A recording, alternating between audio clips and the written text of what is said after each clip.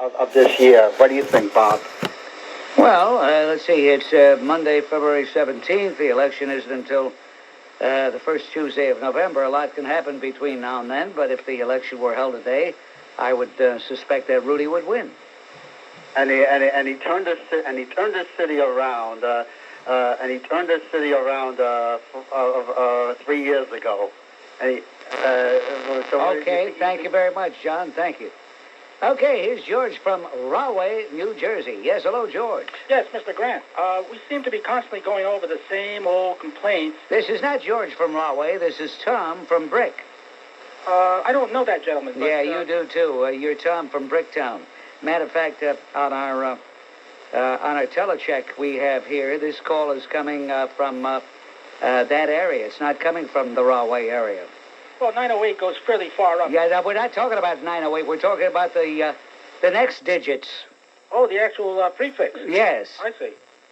Well, I don't know. And I don't want to give them out because somebody might figure it out and then call you. And although you deserve to be bothered, I don't want you to be bothered. Oh, I appreciate that. So just identify yourself by your name and stop with the phony names and phony towns. Well, I wanted to discuss this double standard with regard to national holidays. And, I think, what are we going to do about this, in essence? We're just going to talk about it, and nothing seems to ever get accomplished. All right, we're starting off, first of all, you do acknowledge that you are Tom of Bricktown. I know of the gentleman, but Come on, I tell you what, if you don't acknowledge it, I'm not going to continue the conversation, because I don't want to seem like a schmuck who goes along with this nonsense. Now, are you going to admit who you are? I can't, because I am not that individual. You're not that individual? No, I'm not. Why is it you call every week with different names? You're assuming that I am this person who I'm not. Yeah. What's the main drag in Rahway? St. George Avenue. All right, I'm gonna let it pass for now because I want to hear what you have to say. Well, basically, nothing that earth-shaking, other than the fact that I wanted to get your views on this as well. I mean, this is just one of many issues where we seem to be taking the back seat and allowing this phoniness, this superficial, nature of holidays to continue. In other words, what I'm really saying is that whether it's holidays, affirmative action, welfare, any of these things that the whites seem to have now been declassified as second-class citizens. Is this going to continue? Is this going to perpetuate? And where are we evolving to? Well, however you want to describe what's going on, however you want to describe it, and there are a lot of people who might not describe it as nakedly as you do, however you want to describe it, there is not going to be any reversal of this trend. So that's a bad omen with regard to where whites are going to be another 10, 20 years down the road. Well, from their perspective, I suppose you would say that. Because I don't think when this other class that we now call minorities yes. become the majority, and we're not too far from that, I don't know if they'll be as magnanimous as we are with regard to helping the underclass, so to speak. Yeah, well, I'll tell you something. In all candor, you're asking some legitimate questions. But this is also the third rail of broadcasting. It is absolutely the third rail because there is a double standard. You could go to some of these so-called minority stations, and they can rant and rave and rail all they want, and it's considered justified. It's considered to be understandable. But from your perspective, it's not considered justified, understandable, or even within the realm of discussion. It's condemned on the face of it as racism, akin to Klanism, akin to Nazism. And if I'm saying anything that you find to be in disagreement with, speak out. But I don't think you do disagree with what I just said. No, not at all. But what I'm really getting at is that white people have rights also in this country, I think. And, if someone were to say they would want a White History Month, yep. and there's a lot of reason for that. Well, I I remember once interviewing Walter Mondale many years ago when the Civil Rights Act of 1964 was passed, shortly after. He had alluded to it, and I said, well, civil rights means the rights of all citizens. He looked at me and said, what do you mean? I said, well, I mean literally, it means the rights of all citizens, black, white, whatever else. And he looked stunned by that and had to think about it, and then he said, well, yeah. But when the phrase civil rights is used, it is almost a given that you don't mean people of your color, George. Yes, I understand. Okay, thank you very much, and straight ahead. Bob Grant on WOR.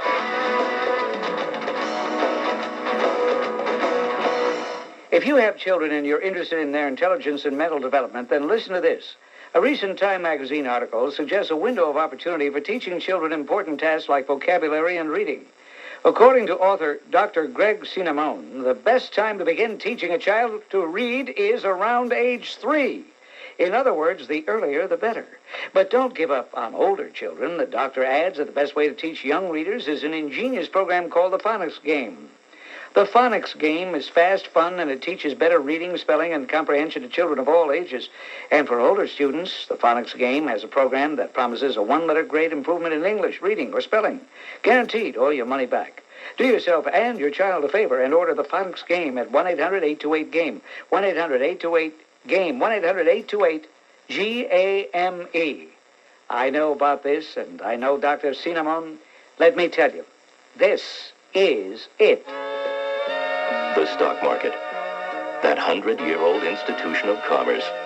To experience firsthand the way stocks were traded in the good old days, just call a broker. But if you'd like to go online with the future, get in touch with E-Trade. E-Trade's technology connects you directly to the markets, so you bypass brokers and high commissions. You pay only $14.95 for listed market orders. All you need is a PC or phone to get quotes and place trades 24 hours a day, all for a deep discount that can only come from state-of-the-art technology. Get online with the future with E-Trade and make your broker a thing of the past. Call E-Trade at 1-800-STOCKS-3 or visit our website at www.etrade.com. E-Trade, it's the smarter way to trade. When you're hearing Bob Grant, you're listening to WOR. If you have a clogged or slow-moving drain in your home, it's time you tried Pequa Heavy-Duty Drain Opener. That's P-E-Q-U-A. For more than 30 years, Pequa has been the plumber's choice for opening drains or for use as a preventative. It should be yours, too. More than 10 million containers have been sold. 10 million! Because Pequa Heavy-Duty Drain Opener is much stronger than nationally advertised brands, you don't have to use as much, and that means you'll save more. Pequa is safe for your pipes, and it always works. For homeowners with a cesspool or septic tank, try Pequa's Super Cess Flow. It eliminates odor and backup. Avoid backflow, use Cess Flow. Always keep Pequa on hand for those emergencies. Pequa products are available at Perkament, Brickell, the Home Depot, or your favorite hardware store. Pequa. That's P-E-Q-U-A. Tell them you heard about it on WOR. This is America's talk and information station, WOR. All right, Peter from Brooklyn, New York. This is Bob Grant. What's on your mind, Peter? Okay, Bob. Now, I live in Brooklyn. Last 10 years, I walk out of my house. I don't know where the hell I am. It's like being in a third world country here. Everybody's an Arabic, a Mexican, a Russian. I go on the train. No more whites. All I hear is blah, blah, blah, blah, blah. The candy stores. A candy store was for a kid. Go in and buy a comic book, an egg cream, a malted. That was the American candy store. Those days are gone. You got Arabics owning the candy stores now. It's unbelievable. Whoever heard of Arabs putting bombs in the building last year in the World Trade Center? The judge gave them double sentences. You never had that years ago. Omar Shamil, Mohammed, these crazy names. I mean, what's happening to the country? You know, a cop told me that the country is becoming like, it's not America no more. Miami, the advertisements are in Spanish. This is what's happening to the country. The white person is the minority now. Well, apparently where you live it is, and you have people like the mayor of the city of New York who say that's peachy keen. He loves immigration. He's one of those people who comes up with this cliche that the immigrants provide a vitality to the city. So, that's Giuliani for you. Yeah, so he'll make himself sound good because he's the mayor. Of course he's going to make himself sound good. Well, how come mayors and senators and presidents and governors, how come they don't play up to the Americans? I've often wondered. You know, if Giuliani and all those people who are talking about how wonderful it is to be flooded with immigrants, if they're doing it for political reasons, how come they are appeasing people that don't vote? And the people who do vote, they don't seem to care about. The only answer I can think of is the people who do vote really are not unified and don't have any lobbying and don't really have an impact. You know, I think the politicians somewhere along the line is making money off of all these immigrants. No, I don't think that's what it is. No. But this is a terrible thing what happened. You remember how the candy stores were? There used to be an American candy store. Those days are gone. Everything's shot to pieces here. Well, you live in... They eat peanuts like elephants, the Russians. I beg your pardon? All they do is eat peanuts all day, like elephants. Well, I don't think with those dopey wolf hats they wear. They wear those dopey wolf hats. Well, is it a crime to be eating peanuts all day? I don't know. But they're all over the place now, you know? Well, all my I tell you, I'm not being facetious, and I'm not really putting you down, but I would suggest you move if you could. Yeah, I feel like this ain't America no more, that's all. All right, Peter, I thank you for the call on this President's Day. And yeah, this is the Bob Grant Show. The Bob Grant Show on WOR. Everyone should take the call. I can't believe these people who are so hooked, like they are like moths to a light bulb. There's a talk show, I'll listen. Why don't they be discriminating? Listen to this radio station. Only. Okay, Dennis from Brooklyn. What's on your mind, Dennis? Yes, hello, Bob. Yes, sir. There's a woman in Georgia that said that she predicted yes, that there were going to be Asian troops on our shores. Really? There was a documentary about it. Oh, my heavens to Betsy. And she also said that China... May I ask you a question? I don't mean any disrespect. But do you have trouble with dentures? No. I'm a young man. Yeah? Yes. You're only 102, huh? That's right. You must have led a very hard life, or you must have consumed a lot of cheap whiskey to sound the way you sound. Bob, I have something important to say. Really? Yes. She said... She said. That's important. Some dame in Georgia makes a prediction, and that's important. Who is this person from Georgia? Who is it? Well, she's supposed to be a religious person. Oh, well, then she knows what she's talking about. She said that China is... She said that China is building the biggest army in the world. No kidding. Yes, we all know. What do you mean building? They have the biggest army because they have over 1 billion people. So you got to put some of them in the army, right? That's right. And what you were talking about throughout the afternoon about China, about the nuclear plants, this guy kills so me. Forth. Yes. Go ahead, I'm listening. Just a matter of fact. Yeah, Just think about it. You'd be fun at a party. Hey, listen, I want your private phone number, Dennis, and I'd like to feel free to call you if I should be throwing a party. I think you'd be terrific at a cocktail party. In other words, you don't believe this particular woman in Georgia. Who the heck is this particular woman in Georgia? She says she sees the Virgin Mary. That's what she says. I got it on tape. Well, then it makes it official. Why didn't you tell me you had it on tape? You know, if a person tells me right off the bat they got it on tape, then I know that it's official. But just think about it, Bob. I mean, everything that China is doing, and their ally... Hey, what's to lose? What are you afraid of? They have an ally... What are you afraid of? What's to lose here? What have we got that we want to protect anymore?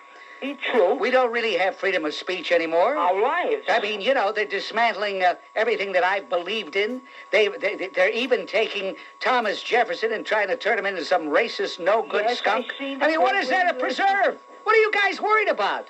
My life. I don't want to be... you don't want to be what? To death. Hey, listen, I like... Hey, you want to know something? I happen to like Chinese food. I happen to like Chinese menu. You're going to be eating it soon. Yeah, well, we'll live longer. We'll be better off. They are massive... there are people like you that all your life you thrive on being afraid.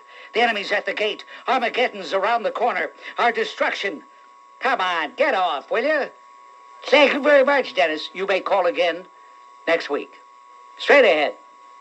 Okay, let's go to Clark Logan in the WOR Traffic Control Center. All right, well, let's check out the New Jersey Turnpike. That's going to be a problem spot with that northbound western spur. We're slow for about a mile into 16W with lots of heavy volume. They've got that Devil's Ranger game happening tonight. In the Bronx, southbound Bronx River Parkway, a lane closure as well at the Cross Bronx Expressway. We have an accident working there, and if you're on the Garden State Parkway, southbound, heavy from exit 129 to exit 122 in Sayreville with an accident cleared to the shoulder. Lots of rubbernecking, though, into it. Outbound side of the Lincoln and Holland, a 15-minute delay apiece, and this report's a service of Danka Industries. If it's time to renew your... You say that D'Amato and Clinton are shameless. Now, is the Neapolitan expression for that called no mitterschorn or something like that? That's right, no mitterschorn. They have no shame. Right. Now, here's what I'd like to say about D'Amato. Do you say that for at least two reasons, that he didn't investigate Senator Lautenberg, and then also he didn't really help Senator Dole in the last campaign? No, I don't say that for that reason. No, I don't say that for that reason. No, and I don't put him completely in the same category with Slick Willie. Al every now and then betrays a little bit of self-consciousness. Slick Willie has none, absolutely none. Now, Jerry Brown, is he a prophet once when he said about 5 years ago that Clinton is the scandal a week candidate? Jerry Brown, the former governor of the state of California, yeah, I think he said it 5 years ago. A person who sought the Democrat nomination in 1992 did say that about Slick Willie. As a matter of fact, if the Republicans were really smart, and obviously they're not, they would have just used quotes from Democrats about Slick Willie, and they could have buried him, I think. Okay, well... All right? Yes. That's it, huh? Okay, yes, Bob. Thank you, Camilo. Okay, you're welcome. All right. Joe from Westchester, Bob Grant here on WOR. What's on your mind, Joe? Bob, with Clinton getting away with so much so far, would he survive in another, like in England or Canada, or another government, another country, with what we know about him? Hard to say. Probably not. Probably not. Also, if all the investigations are over and he still survives, would you have any other fail-safe system we can get rid of this guy? Yeah, I do. Elections? I do have. Good. The calendar. Yeah. The calendar. Because time does not stand still, not even for this thug. And before you know it, it will be the year 2000. It will be the first Tuesday in November, and the people will have an election, and he will not be on the ballot. The only way he loses is not to run, and he won't be able to run. But if he ran, he'd win. Whatever it is, he's got it. Whatever it is, he's got it. It's a good thing we do have term limits, because at his age, he could be president for 7 more terms. Do you think things...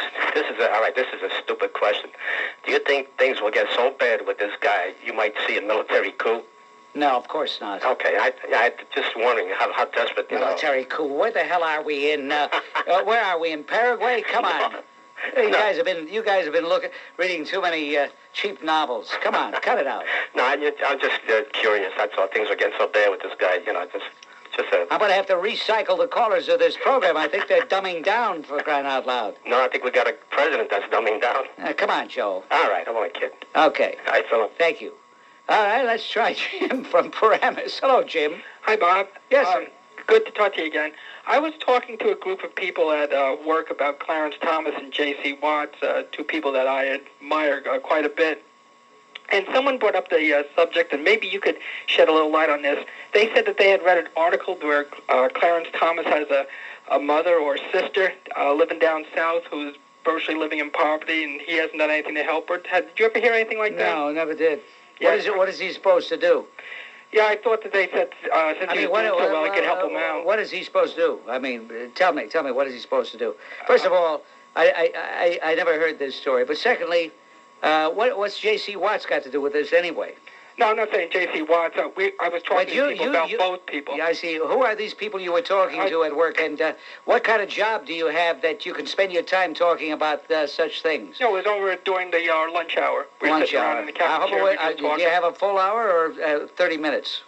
We have a full hour. I see. Do you sit at your desk? Do you go out? What do you do? No, well, they have a lunchroom, and I was just talking to a few people, and one of them happened to bring that subject up. I hadn't heard that. I was wondering whether if you had... No, I hadn't heard it either. Thank you very much. Okay, ladies and gentlemen, this is Bob Grant. We're here on WOR. Jay Severin standing by. And after the 7 o'clock news, he's got all tonight. And let's see, what else? Oh, yes. Clark Logan. There he is, Clark Logan, who is center, forward, and point guard, all at the same time in the WR Traffic Control Center. Sounds like I'm well-rounded. Let's check out the Bronx here. We're talking about the southbound Bronx River Parkway. A lane closure at the Cross Bronx. This accident was finally cleared up. Delays still a bit sluggish, though, on the southbound side. In Queens, westbound on the Interborough Parkway, the right lane also closed up at exit 4, Cypress Hill. Broken down cars should be cleared out of there shortly. Just got the call on that one. Essex County, New Jersey, westbound Route 78. We're slow through the ramp to southbound 1 and 9. An accident was cleared, but lots of heavy delays still hanging around the area. Outbound side of the Lincoln and Holland, both 20 minutes. Still a mess out there. This report's brought to you by the Family Channel. From the New York Times bestseller comes a Family Channel world premiere movie event. The Ditch Digger's Daughter, an American success story, this Sunday at 7 on the Family Channel. More Bob Grant just ahead on WOR. This is Diane Sawyer. And I'm Sam Donaldson. And this is the power of Primetime Live. To take you inside controversy. You're saying you have a constitutional right to be a racist? To expose wrongdoing. Wait till you see what we saw in restaurants. And if you think nobody out there is doing anything, somebody is. You don't bill Medicare for procedures you don't do? What if I told you we have it on videotape? Plug in to the power of Primetime Live tonight on ABC Television. The city, Chicago. The date, March 29th. The place, the United Center. The occasion, the New Jersey Nets play the Chicago Bulls. What's in it for you? Round-trip airfare for 2, accommodations at the Renaissance Chicago, that's the team hotel, and 2 tickets to the game. Yes, this all could be yours, but you have to send your name, address, and daytime phone number on a postcard to WOR, New Jersey Nets Chicago Road Trip Contest, P.O. Box 710, New York, 10018. 10 preliminary winners will receive a bag full of New Jersey Nets premiums, and the grand prize winner goes to the Nets-Bulls game March 29th in Chicago. Preliminary winners will be announced this week and next on Rambling with Gambling, and the grand prize winner on February 28th. So button up your overcoat. You may be catching a tailwind to the Windy City. Your entry must be postmarked by February 24th. Okie dokie, let's pick up the extremely ambitious Melissa Olson and her Enterprise rent-a-car experience. Oh, boy, this week's workload's been crazy. But at 5 o'clock, I'm renting a car from Enterprise and splitting for the weekend.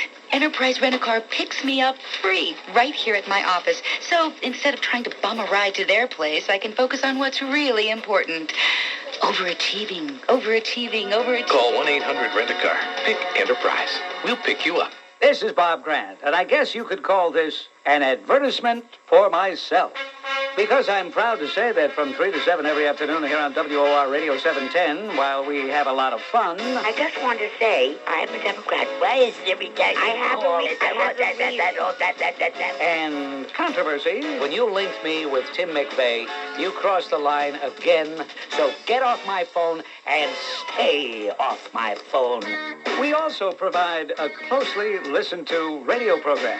Talk listeners don't dial surf the way music listeners do. And our afternoon audience listens to the talk and to our commercial messages.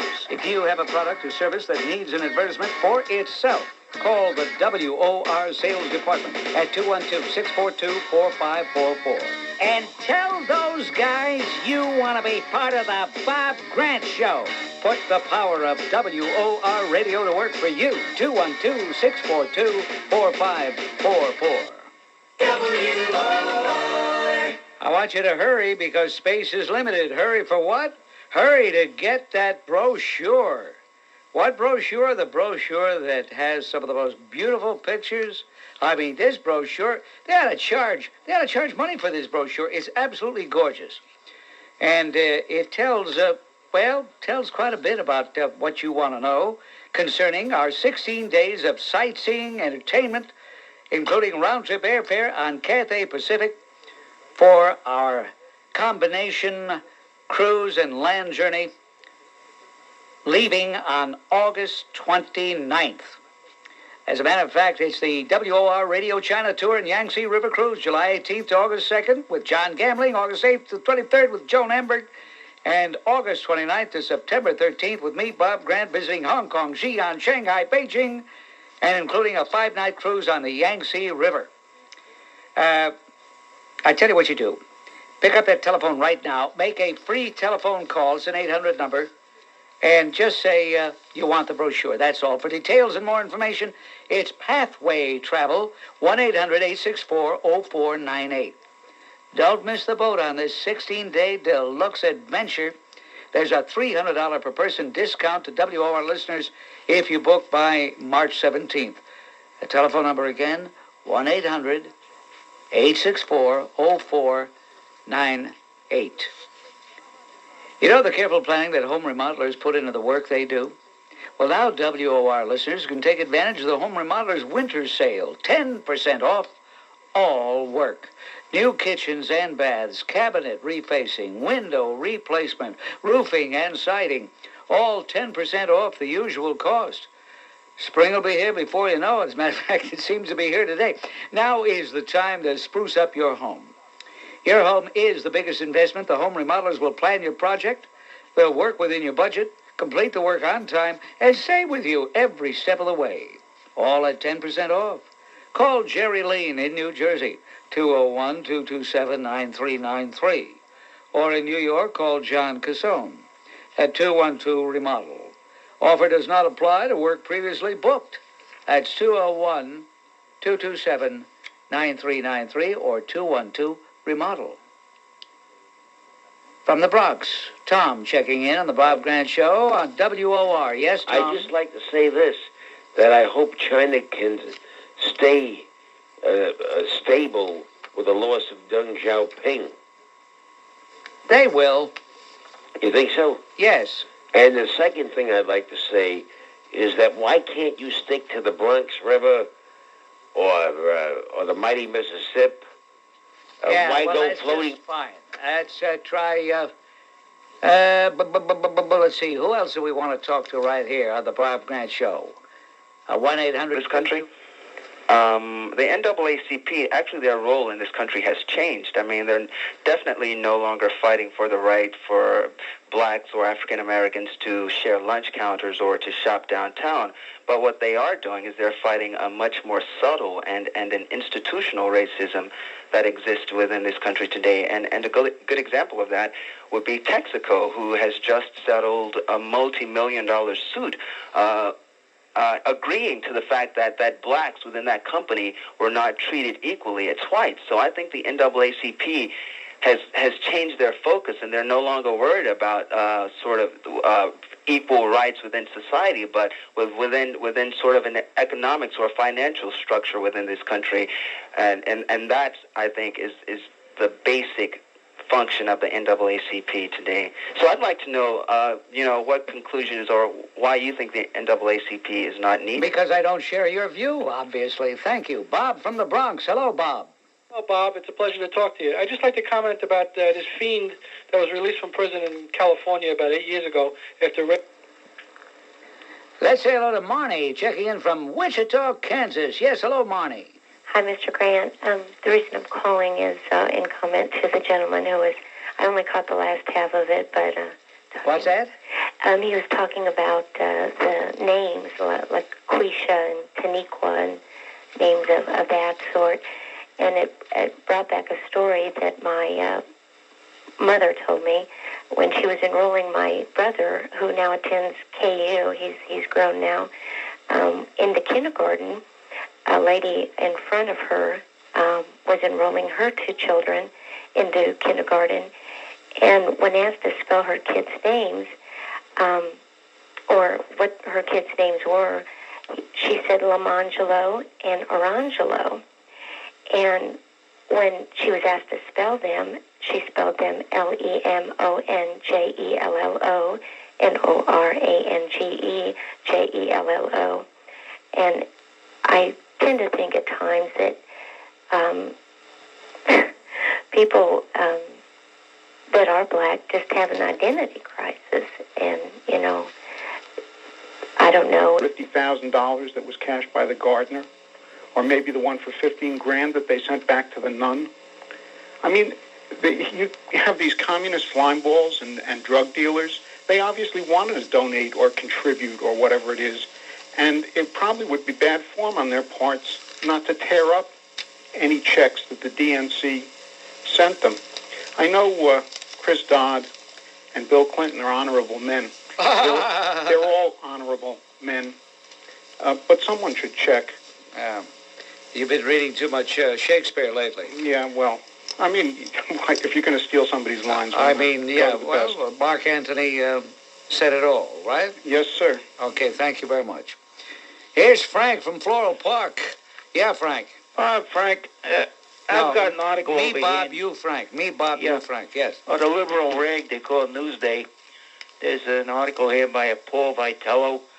Gun makers to you drop dead. The same rhetoric. It's the guns kill. It's not the bad guys. We need more gun laws, more gun control. New York City has the Sullivan Law. It's the toughest gun law in the country. And how many people are getting killed? And at the end is a quote from Carolyn McCarthy. She's another winner. Oh, I'm tired of Carolyn McCarthy me too, already. Bob. I'd like to see her and this guy Vitello go to Attica, go to Dannemora, go to Ossining, Sing Sing, all the jails, Rahway, and ask all the bad guys in there how many guns they bought across the counter. Everyone that's in jail, none of them killed anyone with a legal handgun. They're all purchased on the street or stolen. And they mention nothing about this in this article. It's a bunch of garbage. It's not going to stop. Well, that guy Vaccaro's a real bum. He uses that as a pen name. That's not his real name, by the way. Vitello. I beg your pardon? His name is Vitello. Yeah, that's a nom de plume. Anyway, he for years his main occupation was calling me names. So it's really gotten him places, hasn't it? He's a real winner. Thank you very much, sir. Thank you, and straight ahead. You're tuned to America's Talk and Info. That the butcher of Brentwood gets what's coming to him eventually. Love your show, Bob. Thanks so much for it. Thank you for your wisdom, Peter. On WOR, here's Joe from Rego Park. Yes, good afternoon, Mr. Grant. How are you? What's on your mind, Joe?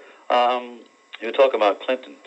Well, my wife and myself and many of my friends and relatives feel that the injustice has been done by putting someone like him in the White House.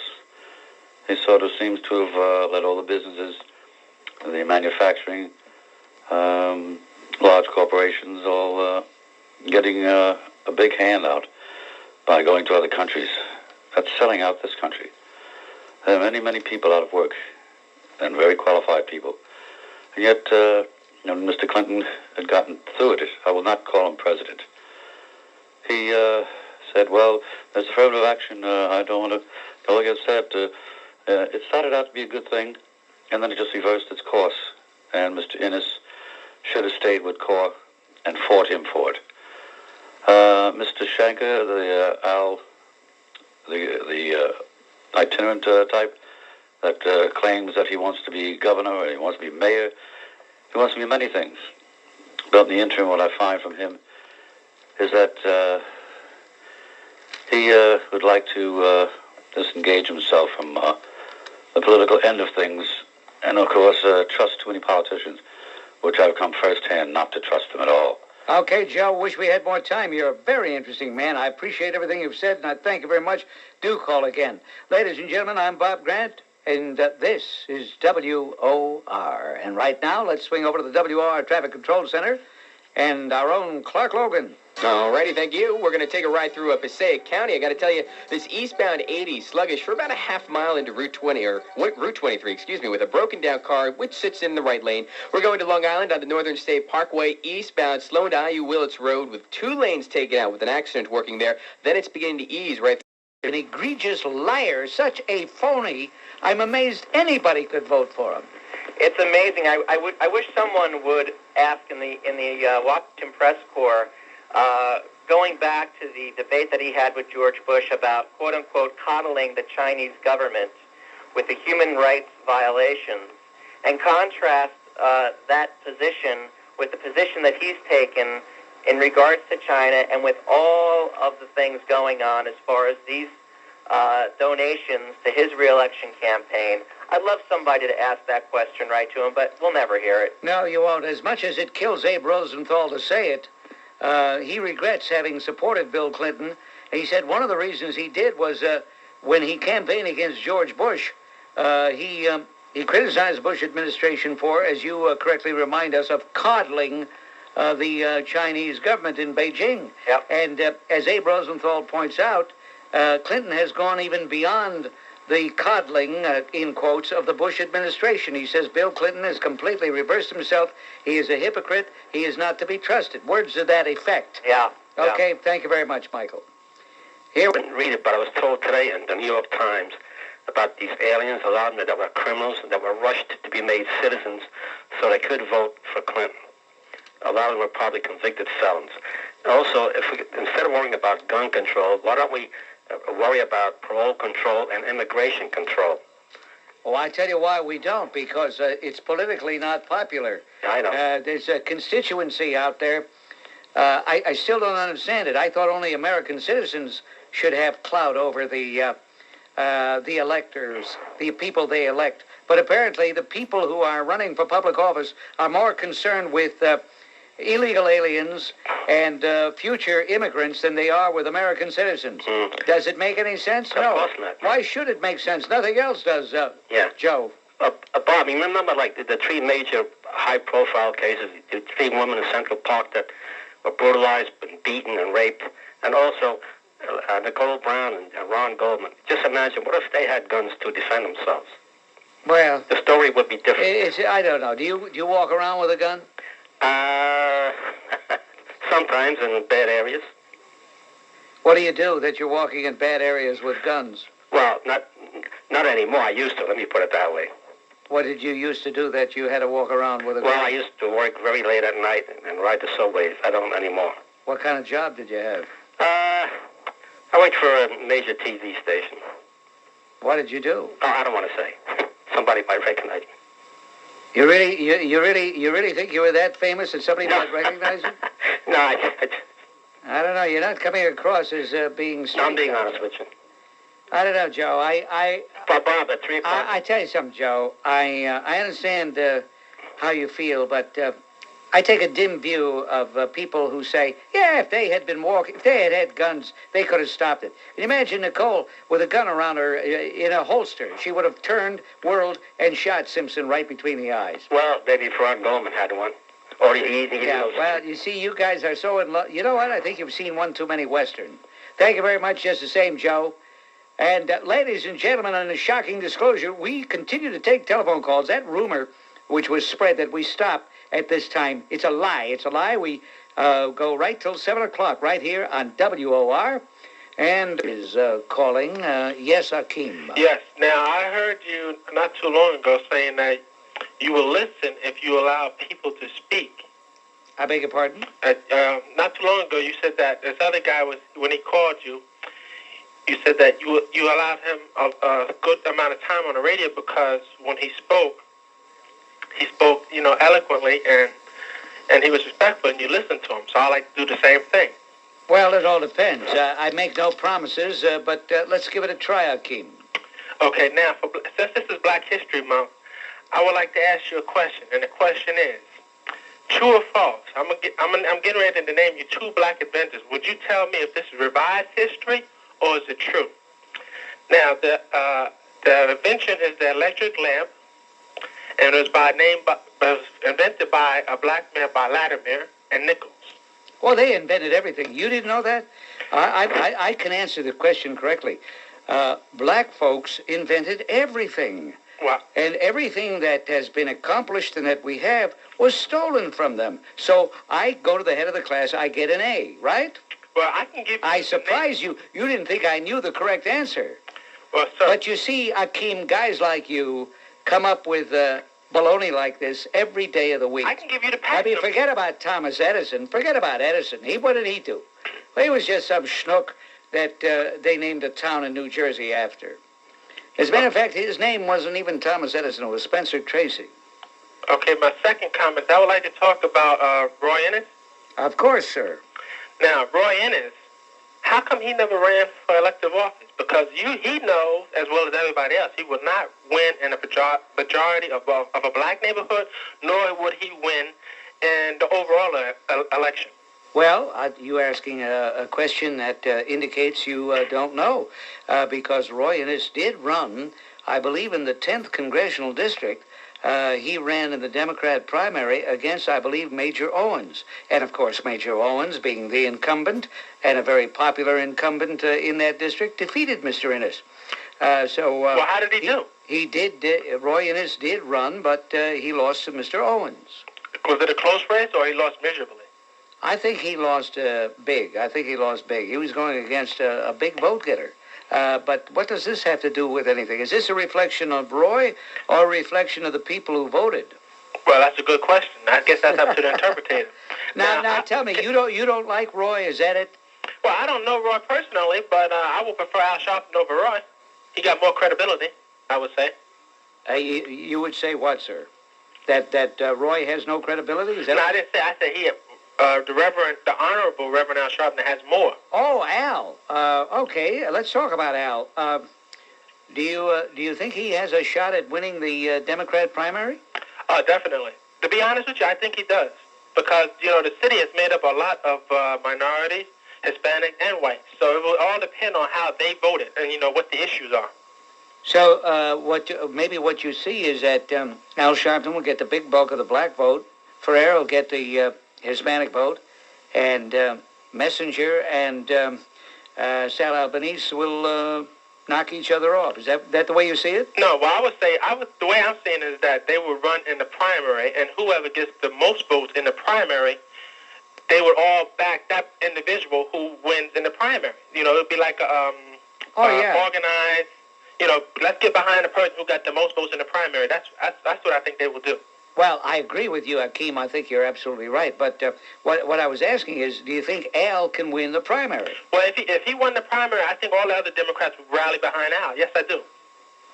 That'd be interesting. All right. Okay, can I say one more thing? I would like to give you the patent numbers. If you don't believe that this is, if you think this is revised history, I can give you the patent number and the date that Latimer and Nichols invented the electric lamp. Well, maybe you can. You can send it in if you like, but right now I have to step aside right here. Grammy, making her a winner because she read Barbara Feynman's words from It Takes a Village.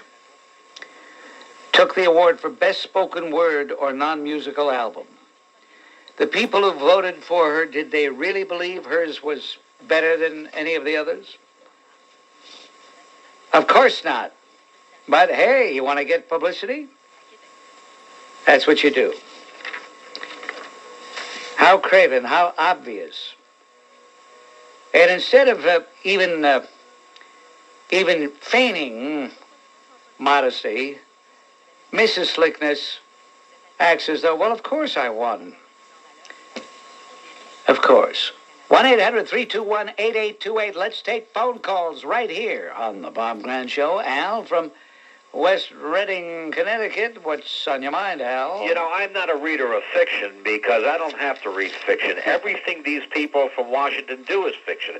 She doesn't even write the book. It is written by somebody else. Yep. Yet they're down there kissing tush over there on over on 34th Street there. I can't believe it.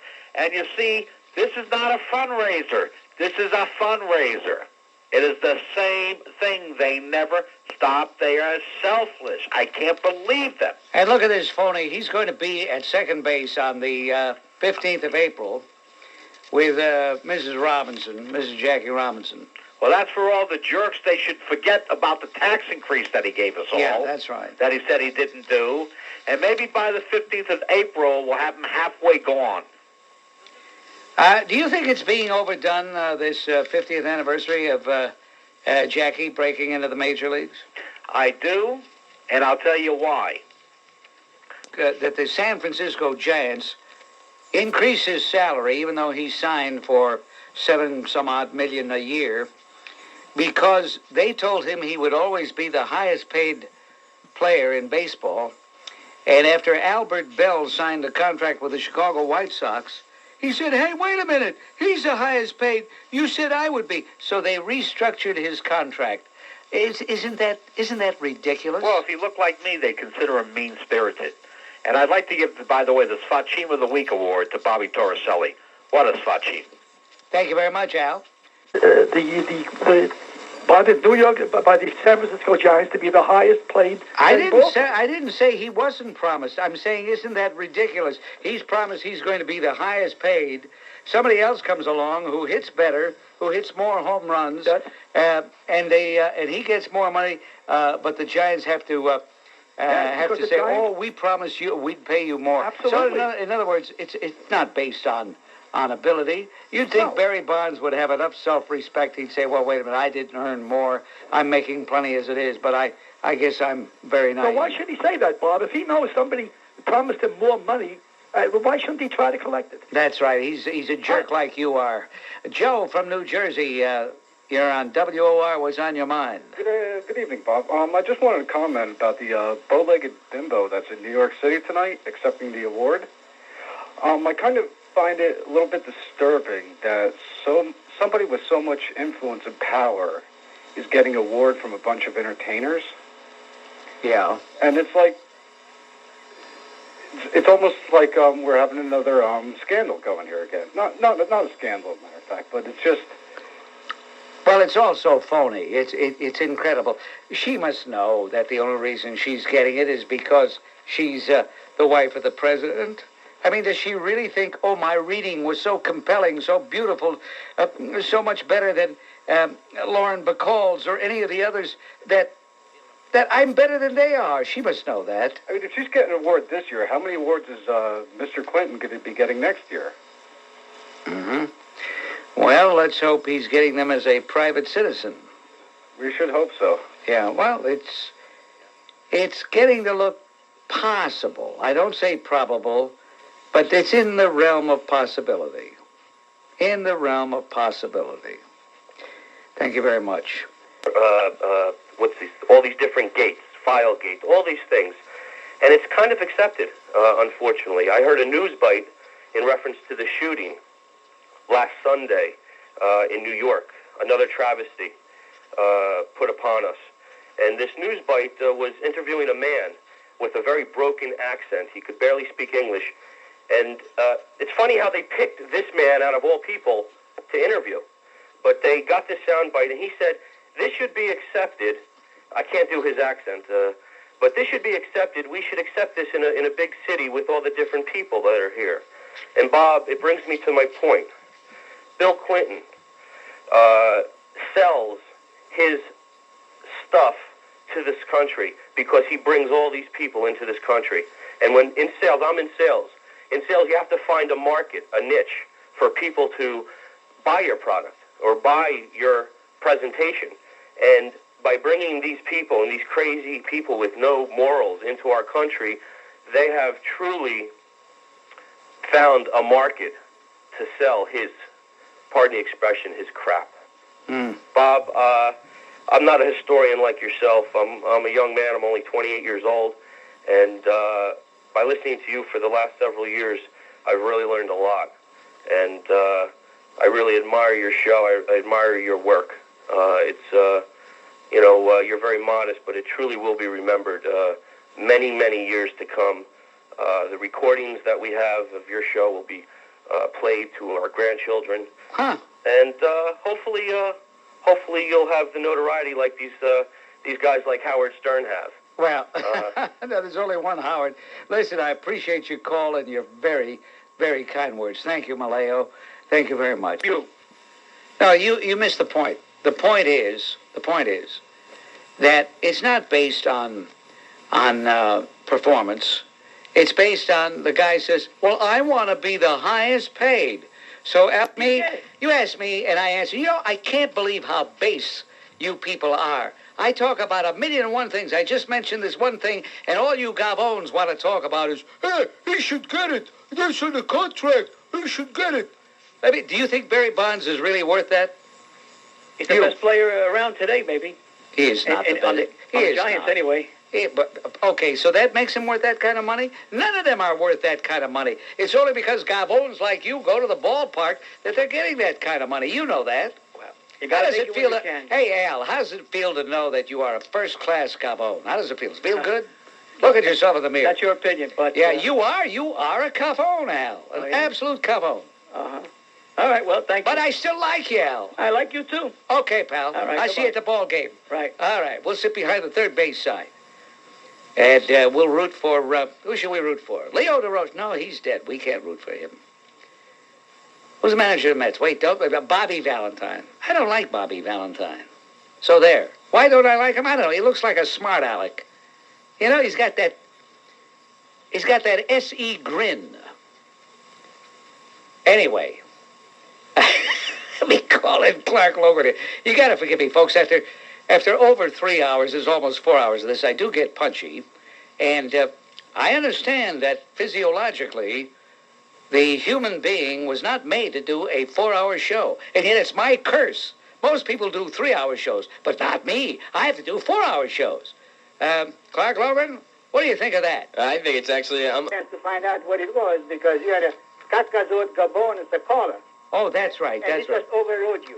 Now, Well- if your name was Jay Diamond, the great Jay Diamond, he would have chosen him out of this world because, he's untolerated. And, some people say about you have a short fuse, and yet you tolerated it. Well, yeah, okay, Laszlo. I like your style, and I appreciate what you're saying here. Peter Jennings, in an interview we had with Larry King, and I have the tape, and I'll be using the tape very propitiously, I guarantee you. Peter Jennings said that they had been talking about canning me for quite some time.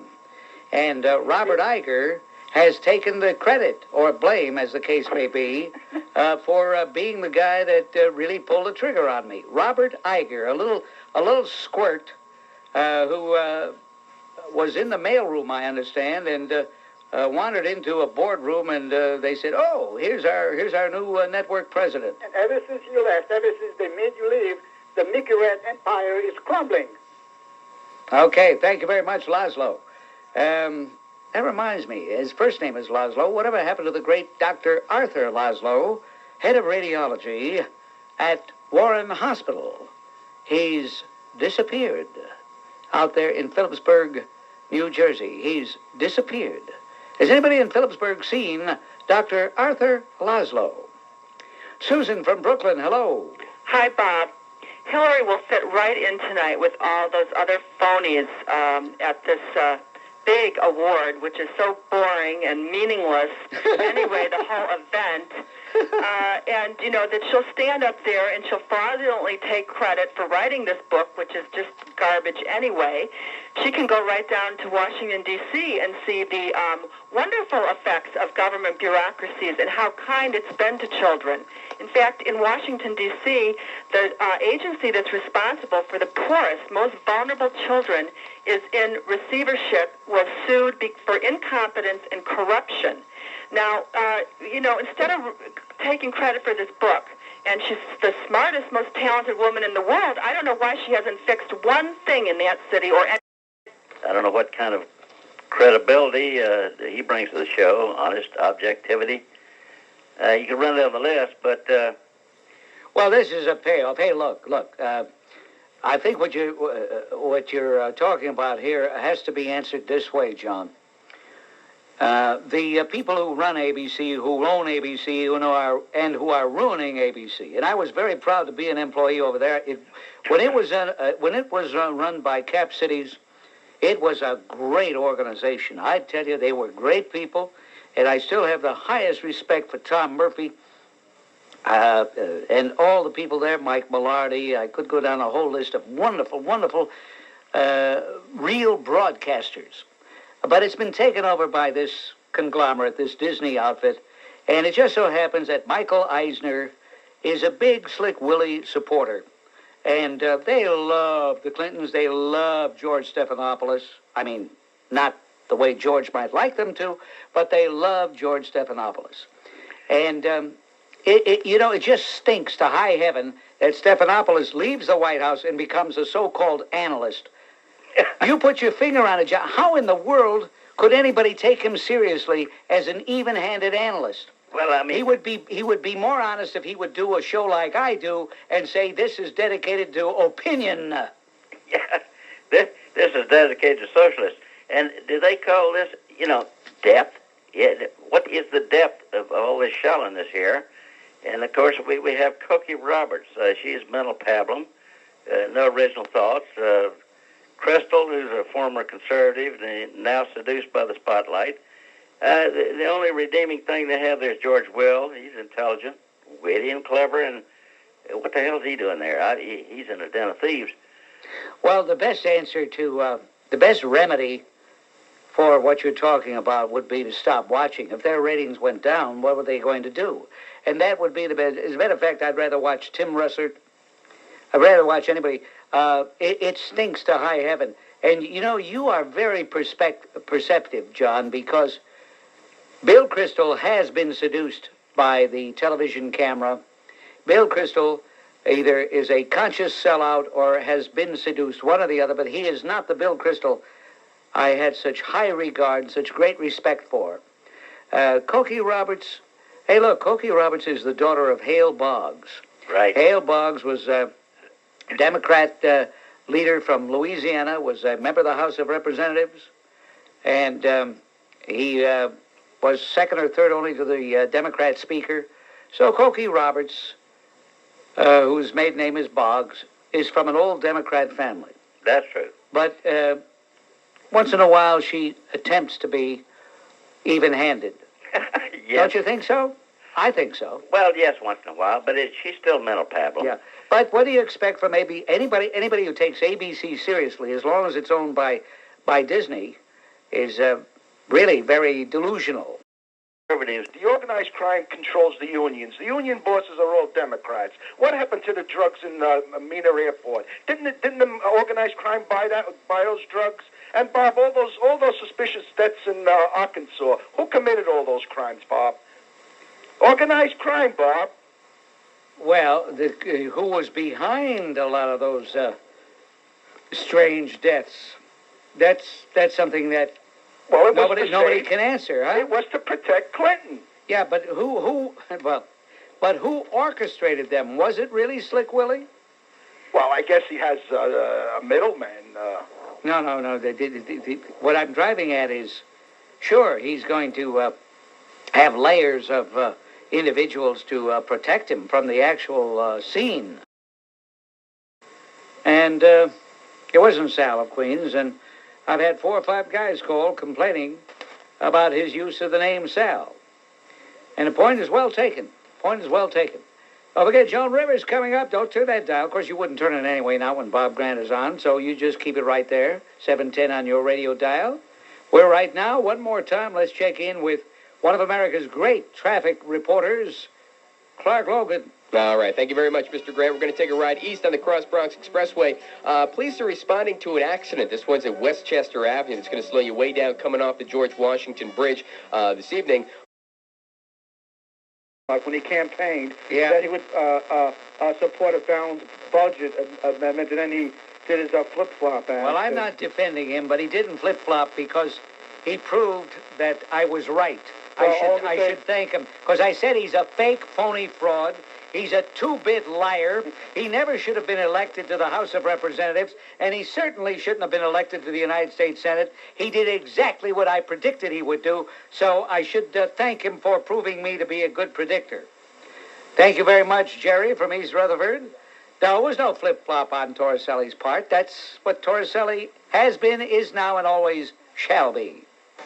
Do you own your own home or think about a new one? Then head for the Garden State Home Show this weekend at the Garden State Exhibit Center in Somerset. The mother of the future Emperor Claudius, and Epicata, the wife of Lucius Aelius Sejanus, captain of the Praetorian Guard. Bob, history may not repeat itself, but there are historical parallels, and human character is immutable. Humanity has not changed in its character since the time that conversation supposedly took place 2,000 years ago. If we were to take that conversation and transpose Epicata to Bill Clinton, to his wife, to Al Gore, and to the rest of the corruption in the Democratic Party, if we were to transpose the name Rome to America and to the White House, how different would it really be? Have they not turned Washington into a sewer fit only for rats to live in with their blind ambition and their greed? Have they not turned their backs on America? Duty, honor, and service mean nothing to them. They are only interested in their own self-promotion, their own self-aggrandizement, their own selfishness. They've turned the White House into a whorehouse.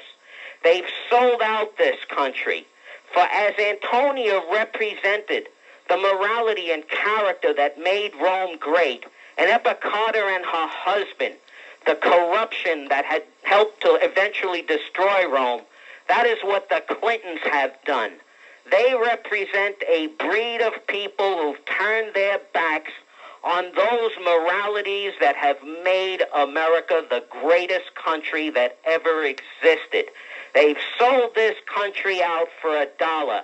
For they are no different. For in their opinion, America can sink as long as they got what they wanted.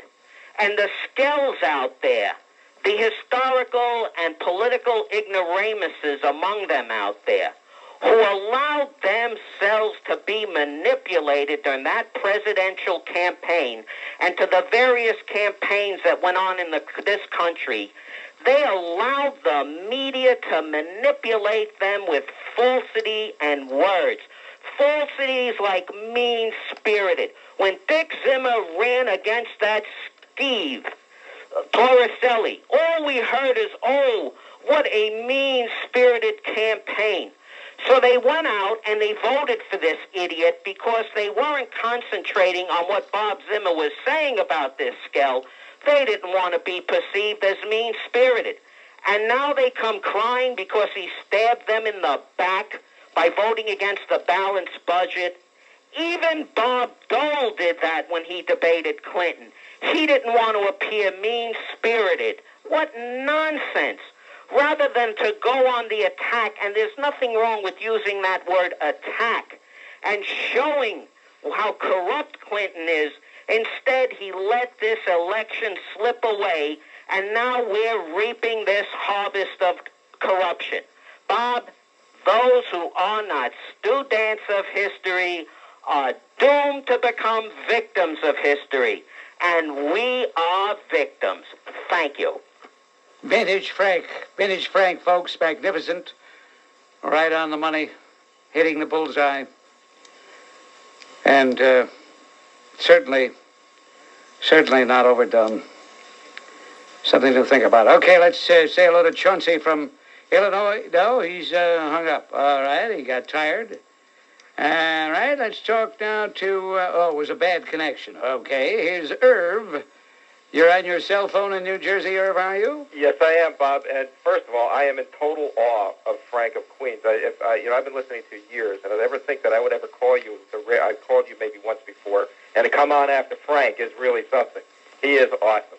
The reason I called is because of the most honorable gentleman, Mr. Torricelli's ad on WOR, which was totally offensive to me, in that he states that the reason he voted against the balanced budget amendment was to save Social Security, and that is a total fraud because Social Security surpluses are used in the general fund right now today, and that has been squandered by Mr. Torricelli as on every vote every appropriation bill that he voted on in Congress. Now, to be honest with you, I consider him an honorable man. I don't agree with him. I never voted for him, but his ad is offensive. I absolutely don't agree with the balanced budget amendment. I think they can certainly balance the budget without an amendment, and any modern way of doing business today could show you the way. They should have a capital budget account. Things should be separate. If you build bridges and roads, they certainly should. That money should not be funded in the general budget. And I think that the balancing the budget can be done if they. I think it's just a matter of a lame excuse, a balanced budget amendment, not to balance the budget and to not take the responsibility to do the right thing. Well, I agree with that, and I've said all along that it isn't that we need a balanced budget amendment. It's what we need is a balanced budget, period. Correct. And it can be done. But politicians want to hide. You see, they want to appear fiscally responsible. They want to appear conservative where they feel it really counts. But they also don't want to be blamed. If anybody says, hey, wait a minute, I want deficit spending in order to help my program. That's correct. And that's a lot of nonsense.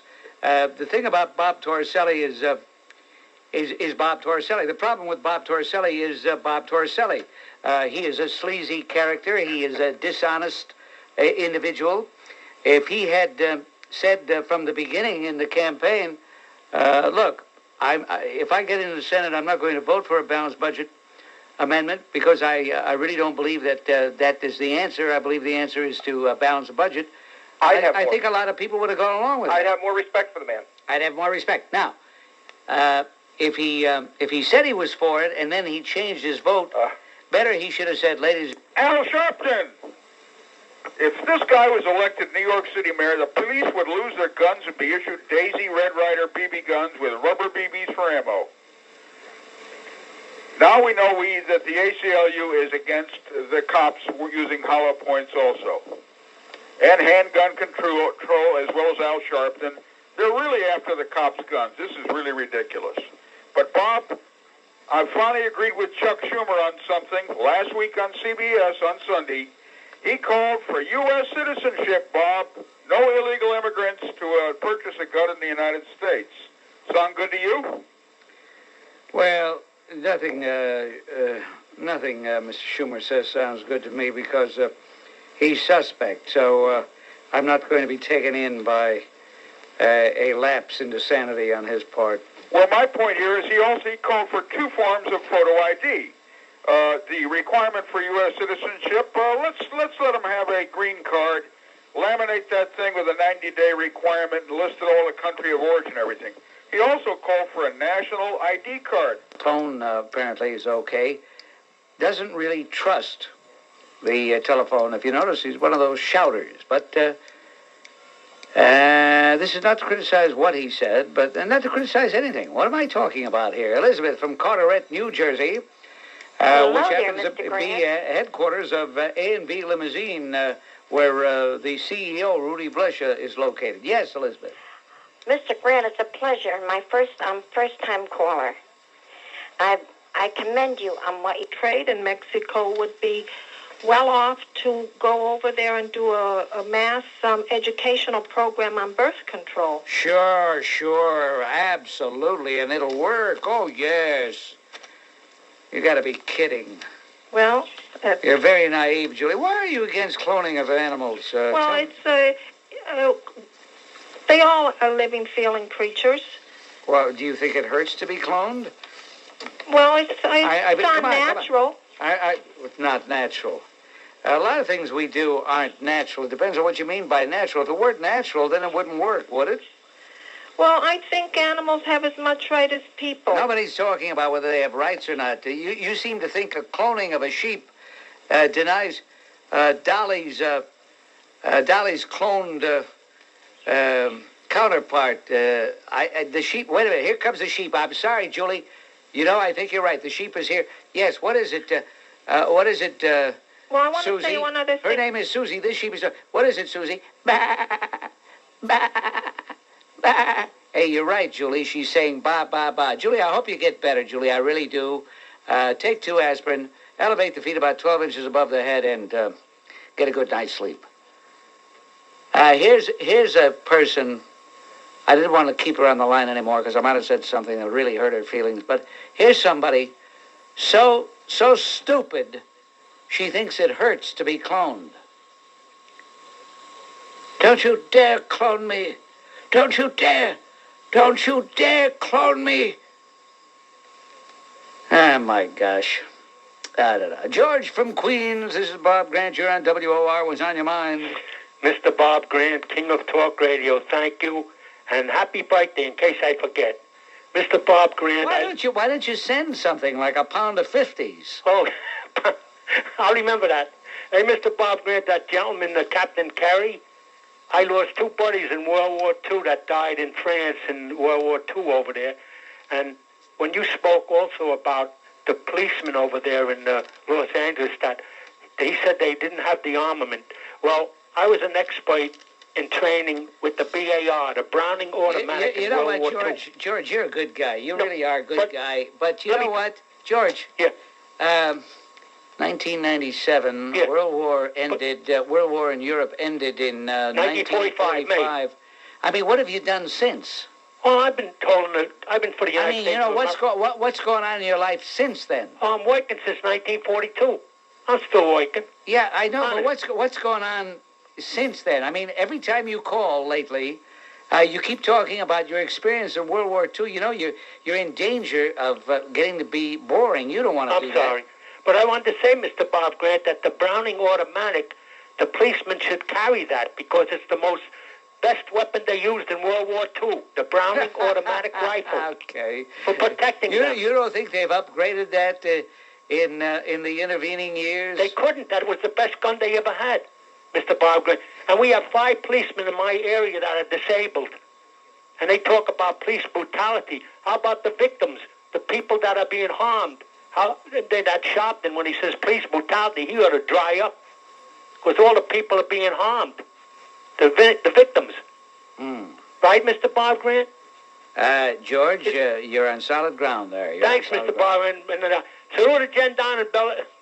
Wonderful tune on your birthday. March 14th. I'll send you something. March 14th, the same day as Albert Einstein. Oh, you're a genius. Well, you see what happens? Yeah, March 14th, Albert Einstein's birthday. Straight ahead. Hi, I'm Reva Lasansky, editor-in-chief of Entrepreneur Magazine. Every month in Entrepreneur, we tell people how... Out of his job. Why? Very soon. Why? I heard on the show that he might be replaced by Diane Sawyer. I heard in another talk show. From Rush Limbaugh. Well, I couldn't care less who replaces him. I don't watch him, and I certainly wouldn't watch her. I think she's nauseating. That phony, intimate style of hers, I can't stand her. As much as I don't like Peter Jennings, I'll take him to Diane Sawyer any day of the week. But I thank you, Salvatore, on WOR. Pass. I think you're reading things into the Easy Pass program that really aren't there. Well, the reason what I might be reading into the program, or it might not be there, is they're using under disguise about how they're talking about it will ease traffic congestion and air pollution. The idea is, if you notice that Al Gore, if they want to really ease traffic and get rid of air pollution, they'll just drop the tolls completely, and they would find 2 things. They would find, number one, that they wouldn't need to recapture much of the money they would lose by virtue of dropping the tolls, because they wouldn't have to go through the expense of maintaining the tolls and the confiscatory wages that toll collectors get with all the fringe benefits.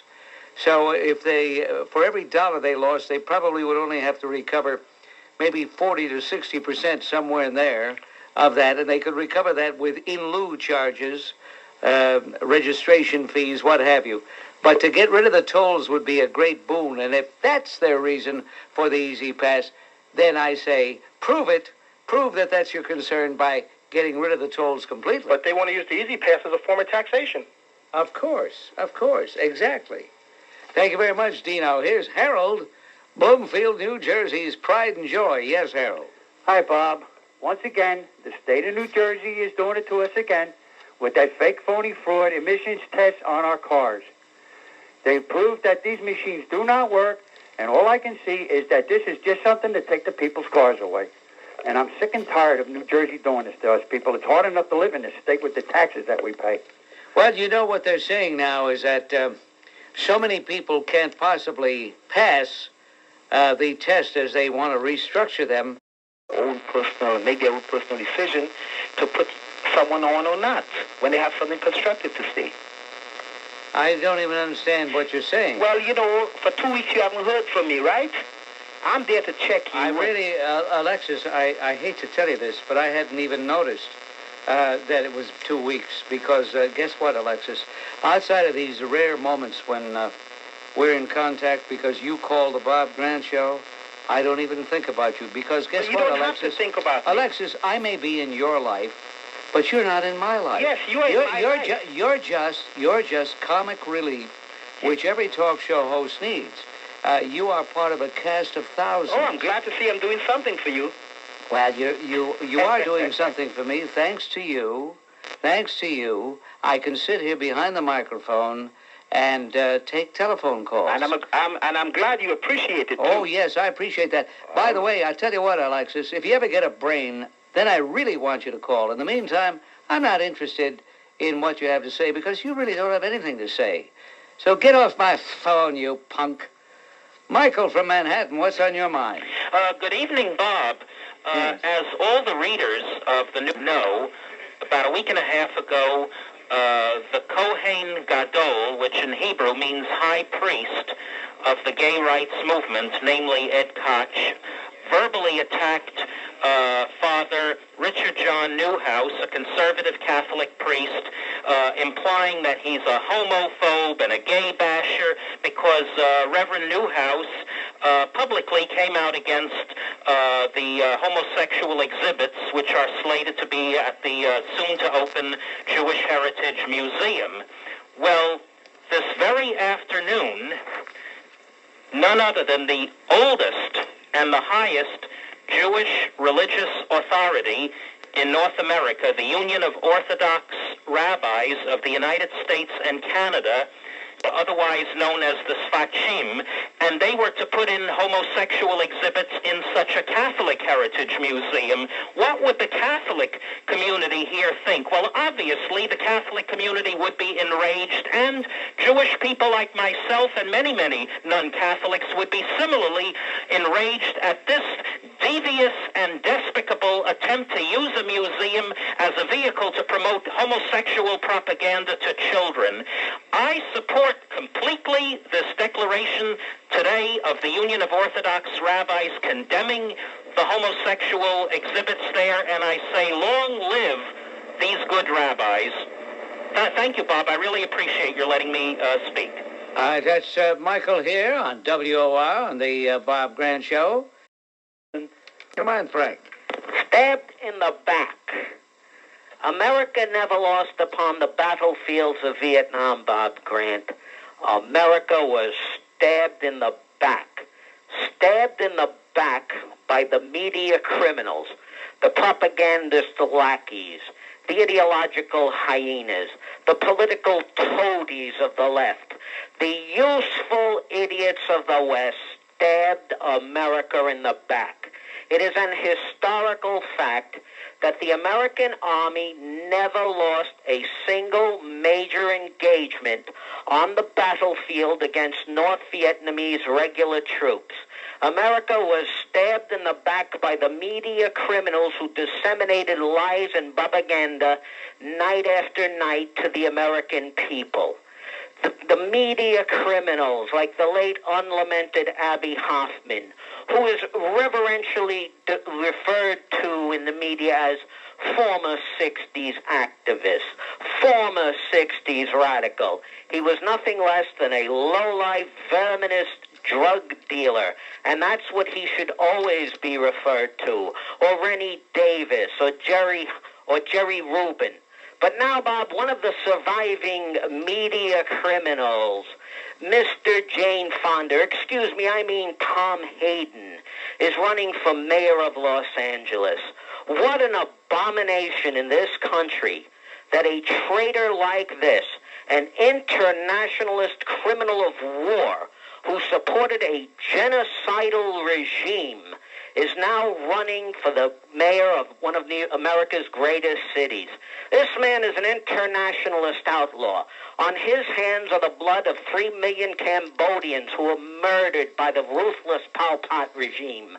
1 million Vietnamese put into leaky boats to drown. Hitler used ovens. The Vietnamese communists used leaky boats.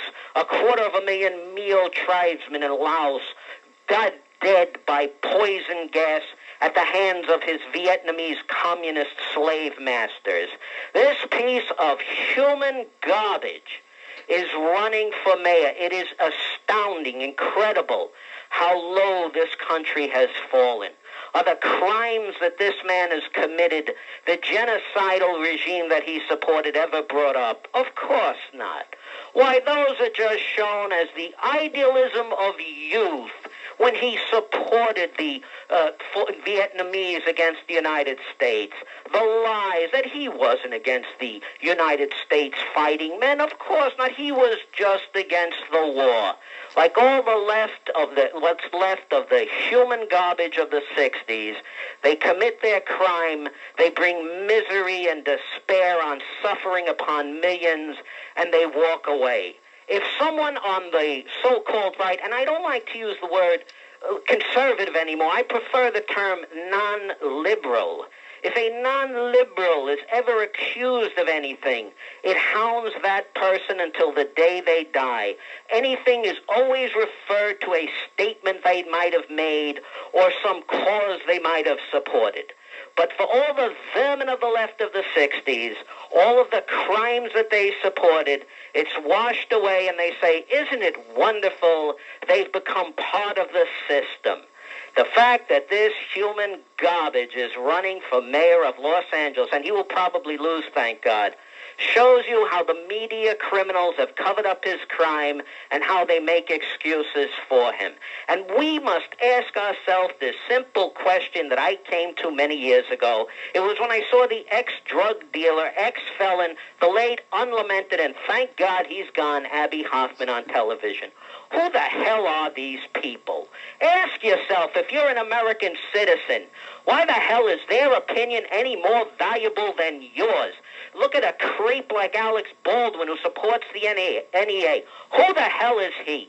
Ask yourself, who are these people? And when you realize that they're nobody, that they're less than nothing, then their opinion counts no more than yours, we can finally do something. But as long as we give them the power, as long as we allow the media criminals to make them important and to make their shallow and inane opinions important, this country is headed down the road of disaster.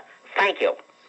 All right, ladies and gentlemen, I say this after Frank gives his opinion, his peroration, each time, but it's fitting. Vintage Frank, never better.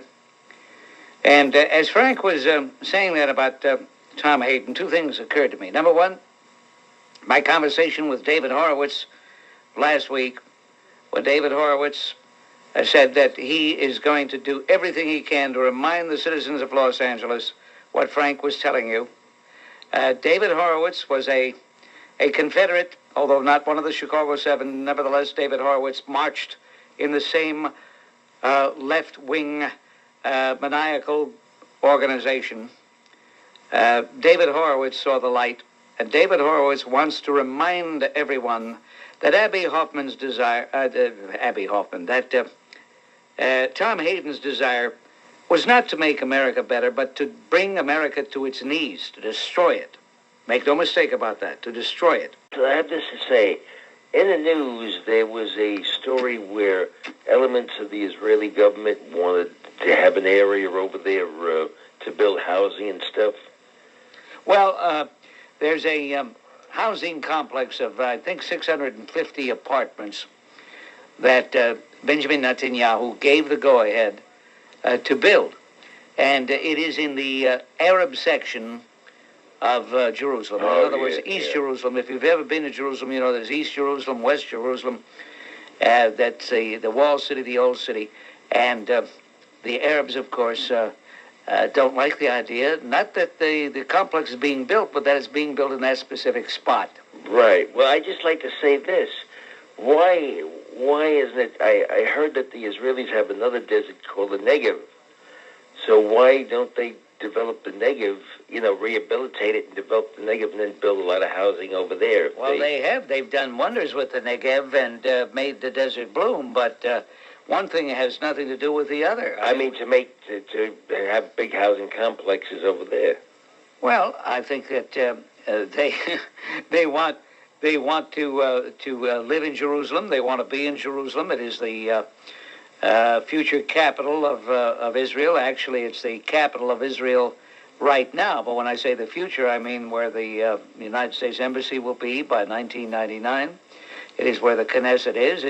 They want it there. I mean, it's understandable that they want it there. However, let me say this. I think this peace process is on the verge of unraveling. Well, I certainly hope not. Well, I hope not also, but there are some bad signs. Even this president is condemning Israel. I don't know. Well, I could say one thing about the citizens of Israel over there. From my whatever I read, I think that their land area is too small. You said it. And the idea is that maybe maybe this country could negotiate with Egypt to buy a major portion of the Sinai Peninsula and let Israel extend into the Sinai. Well, they're not going to do that. Look, they gave the Sinai back to Egypt. Well, I know that, but there's nothing wrong with trying to make a deal with Egypt to try to get extra land and let them extend. Tom, I don't think it's just a question of extra land, as you put it. I think it's a question of the sanctity, the sacredness of Jerusalem. It's an extremely emotional issue, Tom. Well, obviously it is. I'm not saying it isn't. Yeah. But I'm saying what propels that situation is the land area, the lack of it. I think the politicians over there would be very practical if they were given a deal and said, "Well, look, we'll give you X amount of territory here, and somehow it gets paid for, and then let the Palestinians who have a small area extend into the Sinai Peninsula to a degree, and everybody could be a little happier." Tom, you mean well. I'm sure you mean well, but believe me, this is very naive. You just don't understand the gravity of the situation, the importance that Israel attaches to Jerusalem, for that matter, the importance that the Palestinians attach to Jerusalem. It's specifically Jerusalem. It isn't just a question of, hey, we got to put those 650 apartments. So that nut job that snuck into a taping the other night, I was wondering if you'd surface on the program. Get off my phone, and why don't you take a gun and put it to your head? Why don't you do that? Put yourself out of your misery, you skunk. If you were offered the same thing in your contract, you would want to negotiate too. Now, you see, Herb, in addition to being a jerk, are you there? He hung up. Let me tell you about this fellow. As you clearly heard, I do not know him, nor do I intend to know him. He can call the program once a week. That's all right. But here's a guy whose life is so empty, whose self-esteem is so lacking.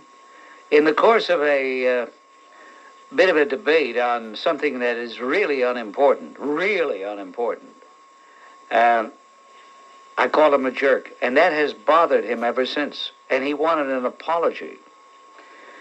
Well, he misses the whole point. I was about to tell him, but he was afraid. He's a coward in addition to everything else. But I know he's cowering by his radio as he's shaking, listening. Herb, what I wanted to tell you was you missed the whole point of the discussion. The discussion was not whether Barry Bonds had it in his contract. It was not whether the Giants owed it to him. I said, what have we come down to when a guy signs a contract for all that money? over $7 million a year. And then because somebody else comes along and signs a contract for more, he goes back and says, I want more. I'm supposed to get more. Is it Barry Bonds' fault? No. Is it Albert Bell's fault? No. It's our fault. All right, now that's really a heavy discussion. Really, really heavy. That's what we're here for, right? To talk about salaries of baseball players? I'd rather sit here and talk to myself than let a guy come in. There's a guy by the name of Tom of Brick, in case you're wondering, who began calling me from another radio station, on another radio station. And he would identify himself, Tom from Brick. In those days, it was called Brick Tom, but they got lazy, so now it's just plain Brick, Tom of Brick. And I noticed that Tom had a particularly virulent virus of anti-Semitism.